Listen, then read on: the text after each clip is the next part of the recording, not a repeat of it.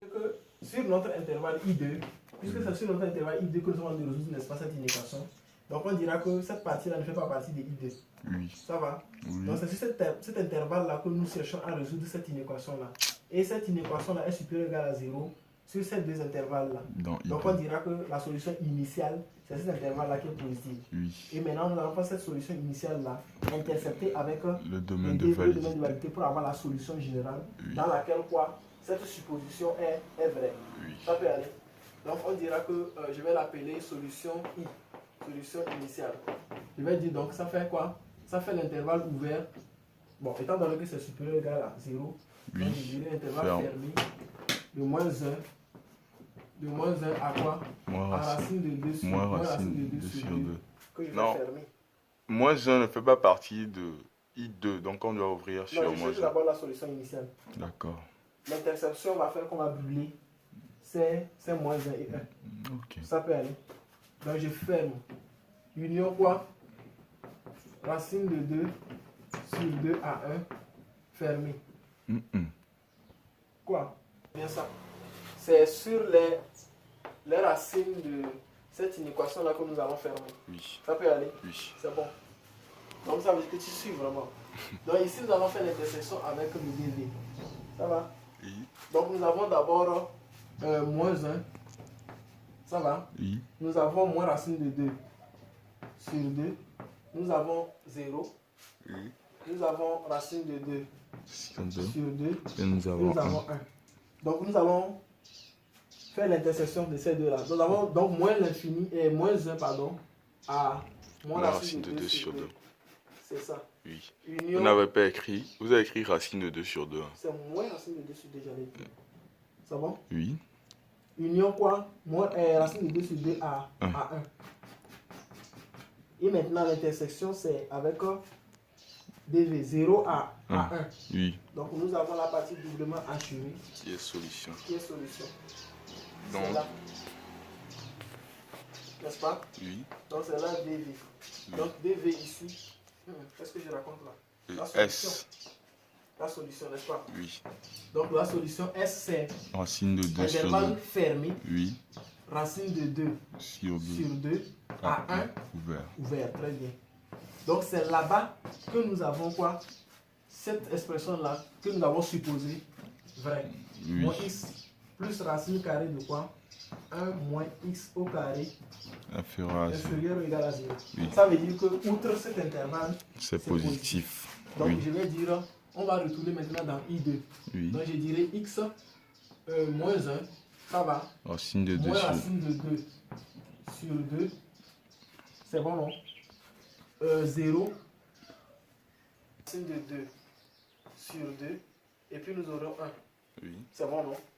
Donc ça fait ça. Moins 1 là. Il y a aussi 1 ici. Donc ça et ça. Oui. Ça va? Oui. Ça nous fait quoi? F' de x. Donc on va prendre la dérivée en même temps. Oui. Donc F' de x. Nous avons dit que c'est dans l'intervalle racine de 2 sur 2 à 1 que c'est positif. Que c'est négatif. Négatif. Racine de 2 sur 2 à 1. Oui. Que c'est négatif. Oui. Donc on a ici plus et plus. Oui. Ça peut aller. Oui. Donc je donne le sens de variation. Je dirais que pour x inclus dans l'intervalle, pris dans l'intervalle moins 1, je fais pas avec moins l'infini là. Moins 1 à racine de 2 sur 2. Racine de 2 sur 2. Racine de 2 sur 2 fermée. On a quoi? Si vous fermez, vous devez dire seulement croissante. Croissante, pas strictement croissante. Il n'y a pas de souci. Il n'y a pas de souci.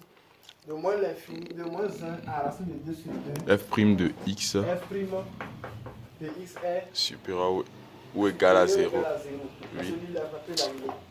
Donc, F est croissante. Croissante.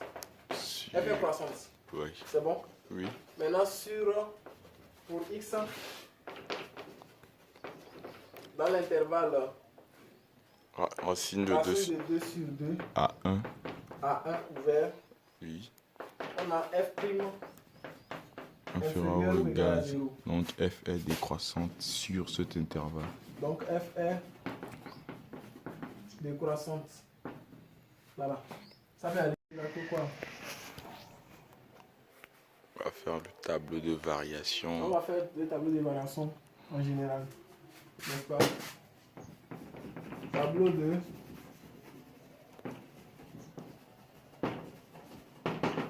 variation. On avait dit qu'on a donc x ici, moins l'infini. On a quoi? On a d'abord moins 1, n'est-ce pas?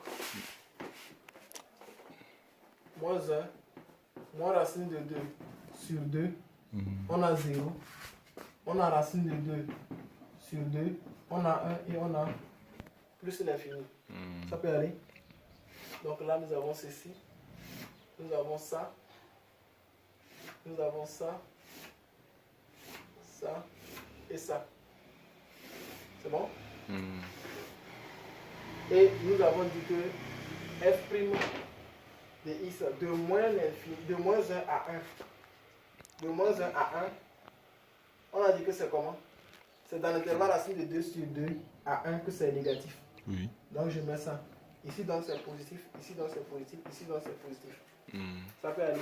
Oui. Et dans l'intervalle moins l'infini à moins 1, union 1 à plus l'infini qu'on avait étudié, c'est-à-dire dans I1, oui. On avait dit que c'était dans quel intervalle? C'était négatif de moins l'infini à moins 1. Donc c'est négatif de moins l'infini à moins 1. C'était là-bas qu'on avait trouvé solution. Négatif. Oui. Et c'est positif de 1 à plus l'infini. Donc voilà le sens de variation de notre fonction. Le signe de la dérivée d'abord. Oui. Et maintenant on va déduire le sens de variation. C'était déjà fait, non? Donc on dira que c'est comment ici? Négatif, n'est-ce pas? Normalement les traits ne devaient pas venir jusqu'en bas. Oui, jusqu'ici, non. Oui. On va nettoyer ça. Ce qui va nous aider à avoir les images. D'accord? Donc là aussi, nous avons la fonction elle est croissante. Qu'est-ce que je fais? Ça se va arrêter ici. Ici, nous avons croissante. Ici, c'est décroissante. Et là, nous avons elle croît, n'est-ce pas? Oui. Ici jusqu'ici. Et là, nous avons une image. Nous avons ici aussi une image. Ça peut aller. Image de moins 1. Ici aussi. C'est toujours Ici moins 1. aussi. Image de moins 1. Moins 1. Moins 1. Voilà. Image de 1. 1. Voilà. Maintenant, l'image de 0. L'image de 0. C'est pas 1 par hasard. 1. De 0, ça va faire quoi? On sait x plus a racine de valeur absolue de x au carré moins 1. Moins 1. Oui. Ça fait valeur absolue de 1. Valeur absolue de 1. Oui, racine de 20. Ouais. Oui. Ok. Donc je mets le 1 là ici. Et maintenant nous avons racine de 2 sur 2. Racine de moins 2 sur 2. Moins racine de 2 sur 2. Ça va faire 0. On doit calculer ça. Hein? Oui. On doit calculer ça. Moins racine de 2 sur 2 plus racine carrée de quoi? 1 moins, entre parenthèses, moins racine de 2 sur 2 au carré. Au carré. Donc ça va nous faire moins racine de 2 sur 2 plus quoi? Racine de 1. Ici, ça va devenir moins 2 sur 4. 4, 1 demi. Oui. Donc dans les parenthèses, ça va donner quoi? Moins, ça va faire 1 demi. Ouais, ça fait racine de 2 sur 2. Ça fait 0. 1 moins 1 demi, ça fait 1 demi. Oui. Or, 1 demi, ça fait racine de 1 demi, ça fait racine de 2 sur 2. Voilà. Moins racine de 2 sur 2. Plus racine de 2 sur 2. Oui. Ça peut aller. On calcule en même temps pour racine de 2 sur 2. Oui. F de racine de 2 sur 2. Là également, ça fait quoi? Ça fait racine de 2 sur 2. Plus racine carrée de 1 moins racine de 2 sur 2. Le tout au carré. Oui. Ça va? Oui. Donc ça va faire quoi? Racine de 2 sur 2 plus racine de 2 sur 2. Voilà, racine de 2 sur 2 aussi. Ici, ça va faire un demi toujours. 1 moins 1 demi, ça fait 1 demi. Racine de 1 demi, ça fait racine de 2 sur 2. Donc ce qui fait 2 fois racine de 2 sur 2. Oui, on simplifie de 2. Ça fait racine de 2. Racine de 2. Donc l'image là va nous donner racine de 2. Ici 0 d'abord. Oui. Et de l'autre, racine de 2. Racine de 2. Là. Oui. Voilà. Les limites en moins l'infini. Les limites en moins l'infini, on avait trouvé 0. 0. C'est pourquoi on avait dit qu'il y avait une asymptote horizontale. Et la limite en moins l'infini. En plus l'infini, plus l'infini. C'est pourquoi on avait étudié les branches infinies là-bas. Oui. Voilà, donc voilà le tableau de variation. Donc ici, nous allons chercher à faire quoi encore? Nous allons chercher à rappeler, n'est-ce pas, les équations, les images, les points, et puis on va faire la représentation graphique. D'accord. Ça peut aller? Oui. Ok. Asymptote horizontale. Asymptote horizontale. D'équation.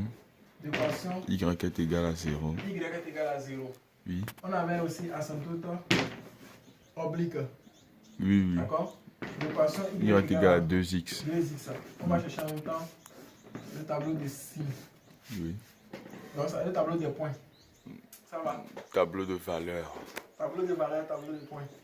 Donc, nous aurons quoi? Si c'est égal à 0, y est égal à 0. 0. Si c'est égal à 1, y est égal à 2. Il y a quoi encore? On avait cherché une tangente. Oui. Actuellement, on a calculé f de moins racine de 2 sur 2. On a trouvé 0. Oui. Donc, la courbe coupe l'axe des abscisses en moins racine de 2 sur 2. Oui. Très bien.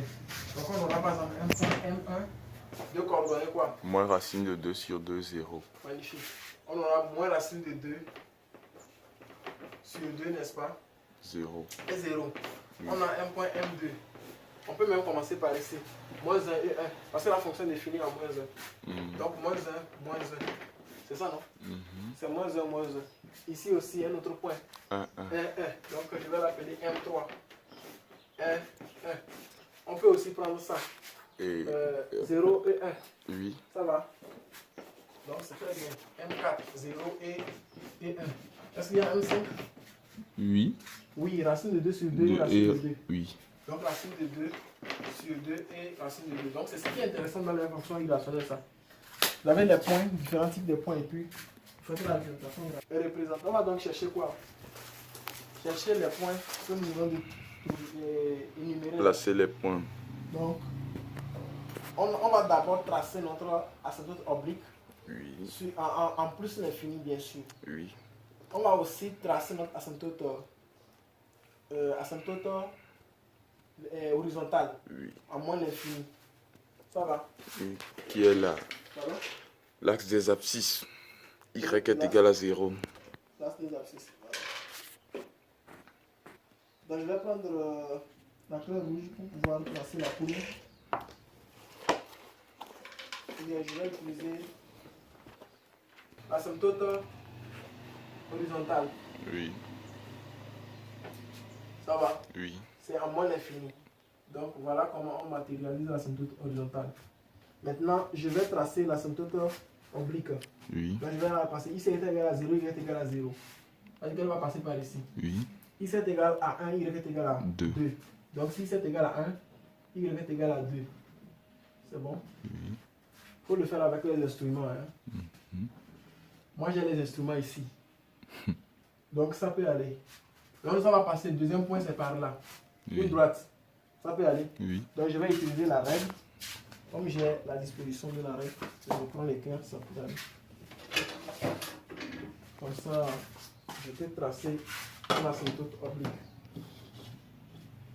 Asymptote oblique. Voilà. J'utilise toujours la même cœur là. Voilà.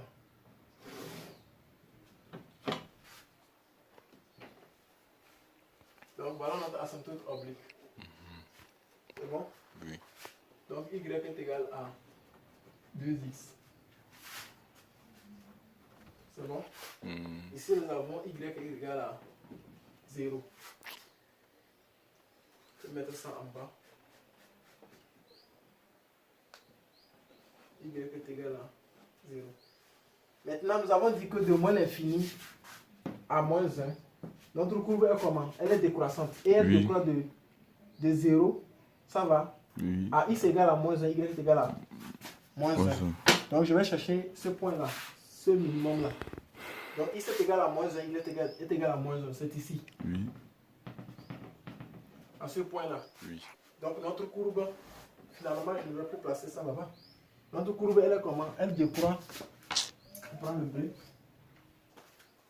Elle décroît jusqu'à ce point, le minimum. Oui. Donc, en admettant cette axe-là comme asymptote. Voilà, c'est bon. Oui. Et maintenant, elle va croître, n'est-ce pas, de moins 1 là, un quittant de moins 1 jusqu'à racine de 2 sur 2. Racine de 2 sur 2. Et racine de 2 plus 2, ça fait combien? Racine de 2. Racine de 2 tout court. Donnez-moi la valeur, je vais voir. Fixe racine de 2. Ça fait 1,4. Donc, racine de 2, ça fait 1,4. Oui. Bon, à peu près 1,5.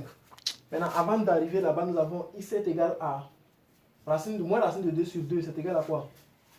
Donc, il faut diviser cette valeur-là par 2 en même temps. Oui. On prend son négatif. Moins 0,7. Moins 0,7. Ça va? Oui. Donc, je vais chercher x est égal à moins 0,7. Donc, ici, nous avons moins 1. Oui. Donc, moins 0,7, pardon. On peut Moins tracer. 0,7, c'est par ici. Ça va? Oui. Moins 0,7, je cherche plutôt. C'est par ici. Oui. Ça va? Oui, ça coupe l'axe voilà. Et nous avons, des abscisses en ce point. Voilà. Y égale à 0. Donc, c'est par ici, ça va couper. Oui. Donc, ma courbe va passer comme ça. Ça qui dit, la courbe n'est pas épais, n'est-ce pas? Donc, en quittant ici, elle va jusqu'à où? Elle va passer aussi par x est égal à 0, y est égal à 1. Oui. Donc, elle va passer par là. Ici. Ça va? Oui. X est égal à 0, y est égal à 1. Elle va aussi venir passer par x est égal à 0,7. Ça va? Oui. X est égal à 0,7, y est égal à 1,4. X est égal à 0,7. Je le vois là. Ça peut aller. Oui. Y est égal à 1,7. Donc si j'ai 1,4, si j'ai 1 ici, c'est que j'ai 1,5 là. Oui. Et j'ai 1,4 ici. Oui. Donc je peux trouver son intersection là. Ça coupe son asymptote là-bas. Ça ne va pas couper son asymptote, ça va être légèrement sur lui. Et allongé. Normalement, ça devrait couper puisque l'équation de l'asymptote, c'est y est égal à 2x. Voilà, nous devons utiliser aussi la position relative de cette fonction. Quand on prend le x est égal à racine de 2 sur 2, son image c'est racine de 2, ça fait 2 fois racine de 2 sur 2. Donc normalement, ça devrait se couper. L'intersection de la courbe et l'asymptote oblique, c'est le point de coordonnée racine de 2 sur 2 et racine de 2. Puisque pour chercher, on doit poser la fonction est égale à 2x. On remarque que l'ordonnée du point M est égal à 2 fois son abscisse. Le point M5, racine de 2 sur 2 et racine de 2. C'est-à-dire que si c'est égal à... Bon, nous avons au moins... ça va se passer par x est égal à 1, y est égal à 1. Oui. C'est bon? Donc c'est que si nous avons ici x est égal à 1, y est égal à 1, c'est vrai, ça va couper. Oui. Ça peut nous prouver que ça coupe. X est égal à 1, y est égal à 1. Oui. Le vecteur unitaire abscisse et le vecteur unitaire d'ordonnée. Ici, dans le tableau de variation là. Oui. Ça peut aller. Oui. Donc déjà à ce niveau là, ça nous prouve que ça va couper. Et après ça va partir de ce 1 là, ce texte, ce minimum là, jusqu'à plus l'infini. Oui. Donc en s'allongeant sur notre asymptote. Donc si c'était bien fait, on va retrouver ça comme ça. Donc ce qui veut dire que nos abscisses là ne sont pas bien tracés. Nos vecteurs unitaires là. Donc, voilà ce que normalement, ça ne devrait pas passer par là. Ça peut aller. Oui. Et maintenant, à ce niveau, ça peut longer l'asymptote oblique. Longer l'asymptote comme ça. Oui. Voilà. Donc si nous avons ça, comme ça. Ça peut aller. Oui. Donc voilà, au moment où nous avions étudié la dérivabilité à moins 1 et à 1 Oui. Nous avons dit que la fonction n'est pas dérivable en -1 et 1, mais admet des demi-tangentes verticales. Oui. Donc on peut tracer ces demi-tangentes-là. Ouais. Donc ici, on va tracer ça comment? Si on va tracer ça dedans comme ça. Je peux placer le point de vue. On aura ici comment? On aura ça comme ça. Oui. C'est demi-tangente verticale en -1 et 1. Voilà. Donc voilà la représentation graphique de la fonction ici faite. Ok, donc on met fin à cette étude des fonctions irrationnelles. L'étude des fonctions irrationnelles, il faut retenir que ça demande beaucoup de réflexion. Et si vous êtes vigilant, vous êtes bien posé, vous allez très bien vous en sortir. Mais c'est quand vous êtes distrait, n'est-ce pas, que vous n'allez pas vous en sortir. Moi, vous voyez comment nous avons essayé de trouver des intervalles dans des intervalles. Au moment où nous devons étudier le signe de la dérivée pour déduire le sens de variation de la fonction, nous avons cherché les solutions, n'est-ce pas? Nous avons cherché la solution dans la résolution d'une équation donnée. Nous sommes allés intercepter avec le dv, trouver maintenant l'intervalle dans lequel la partie que nous avons supposé qu'elle est négative. Si on finit de la trouver, on déduit maintenant les autres intervalles. Donc ça demande de la vigilance. Ça demande de la vigilance. Et puis les signes aussi, il faut faire beaucoup attention.